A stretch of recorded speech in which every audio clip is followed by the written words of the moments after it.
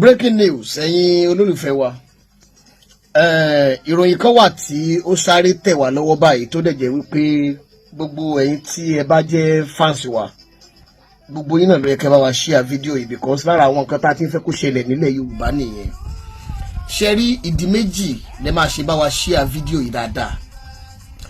Alákọ̀ọ́kọ́ ni pé Ọba Ladoja a fẹ́ kí fídíò yìí kó dé ọ̀dọ̀ wọn kán lè mọ̀ wípé ní iléeṣẹ́ wa QH radio ní orílẹ̀-èdè Ghana kán lè mọ̀ pa àmọ́ rírì ìgbésẹ̀ tí wọ́n gbé.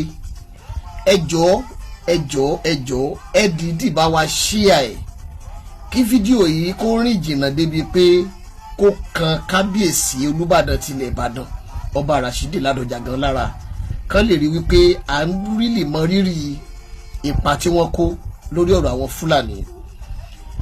Ẹlẹ́ẹ̀kejì ń bẹ ni wípé ẹ bá wa share ẹ̀. Ẹ mọ̀ pé gbogbo Fúlàní tó wà nílẹ̀ Yorùbá gbogbo wọn ni wọ́n ti gbọ́ Yorùbá tán.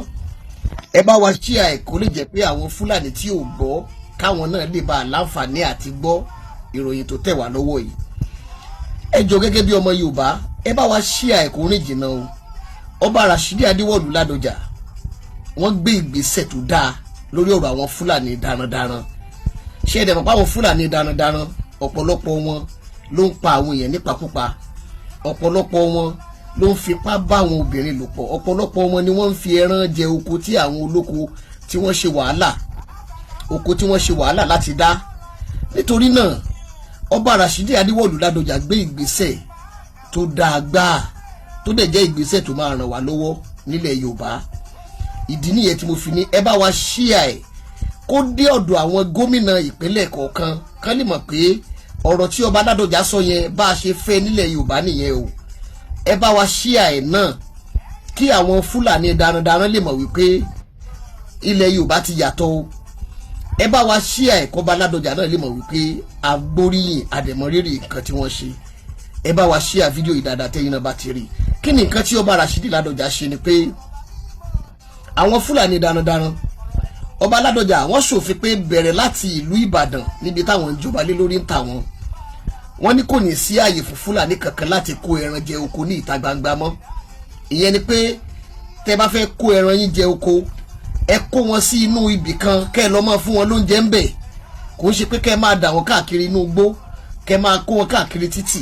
Ibi tẹ́ bá ti ń kó wọn káàkiri tẹ́ ẹ kó wọn kọjá níbi oko ẹnìkan tọ́jú oko lóko tó lóko bá sọ̀rọ̀ nínú kan fa àdáyọ tàbí kan fa ìbọn jáde ẹ kàn máa gbọ́ pé àwọn Fúlàní ti pa èèyàn rẹpẹtẹ ládùúgbò kan.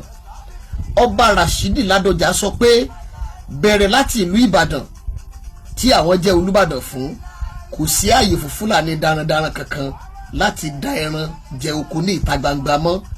Ẹ mọ̀ bí tẹ́ máa kó ẹran yín sí. Fúlàní nílẹ̀ Yorùbá òfin tí Ọba Ladoja ṣe yìí ẹ má rò pé bóyá Ìbàdàn nìkan ni o. Gbogbo ọ̀pọ̀lọpọ̀ àwọn ìpínlẹ̀ làwọn náà ti dúró láti gbé irú òfin bẹ́ẹ̀ jáde. Ọba Ladoja a dúpẹ́ lọ́wọ́ yín o. Ẹ̀yin gómìnà ìpínlẹ̀ Yorùbá ẹ̀yin náà tẹ̀lé irú àìdíà yìí kẹ́ẹ̀dẹ̀ bá wa share ẹ̀kan Fúlàní náà lè mọ̀ wípé orí ti yí ìlú ti yí padà, orí ti yí ìlú ti change. Àwọn Fúlàní darandaran ẹ share ẹ̀ kẹ́ ẹ jẹ́ kó dọ́dọ̀ wọn, ẹ bá wa share ẹ̀ dáadáa o. Ẹ ṣeun.